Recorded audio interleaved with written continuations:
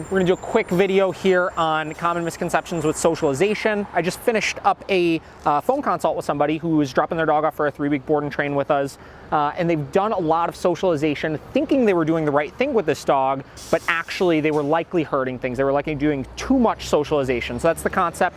A lot of people overdo socialization, right? So we get a new dog, whether it's a puppy, whether it's a rescue dog, whether it's, whatever it may be, and we think, okay, cool, our dog needs to socialize with everything. We need to have every person we meet touching them. We need to have every dog we meet interacting with them, and they need to have just socialization, socialization, socialization. And what happens is if you get a dog that's genetically predisposed to having some anxiety issues or some fear issues or just maybe a little timid in general, by overdoing it too much like that, we actually set them back. So some dogs can handle it, right? Sometimes we get genetically really stable dogs that we could take them anywhere, we could have anybody interact with them, and they're just great. They love it, they socialize, they're fine. But other dogs, when we're trying to improve on socialization skills with them, with other dogs or people, having them get just smothered and just overthrown with all of this socialization, it could really set them back a lot, right? So if we're constantly having people come up and intrude on their space and intrude on their space and intrude on their space,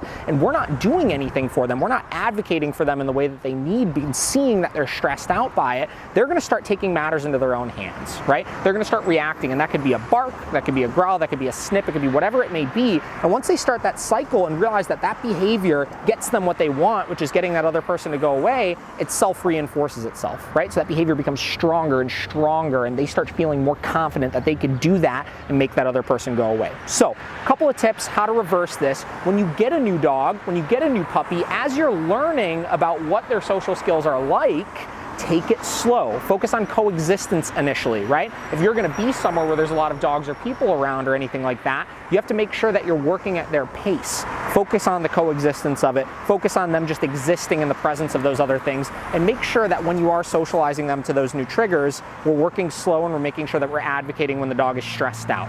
Catch things before they feel like they need to react on their own, right? If your dog starts noticing stressed out, step in and tell the person, hey, I think he's having too much at this point, right? Show the dog that we're controlling the environment and we're making these stressors go away so they don't feel like they have to. It's gonna build their confidence in you. It's gonna make them realize that you have control over the environment so that they don't have to, stress so much. They'll see you as more of a leader figure in those areas, and you'll be able to actually improve on those social skills in the way that we need to.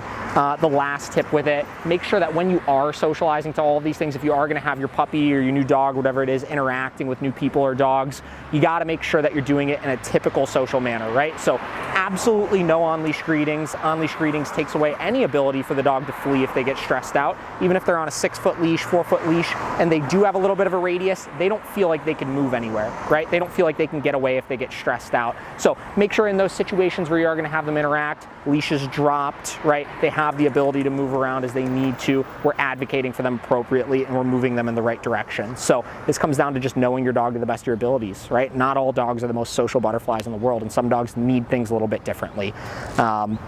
We have to understand our dog's needs and understand what they need in order to improve in those socialization skills. So probably a little bit longer than a quick tip, but whatever.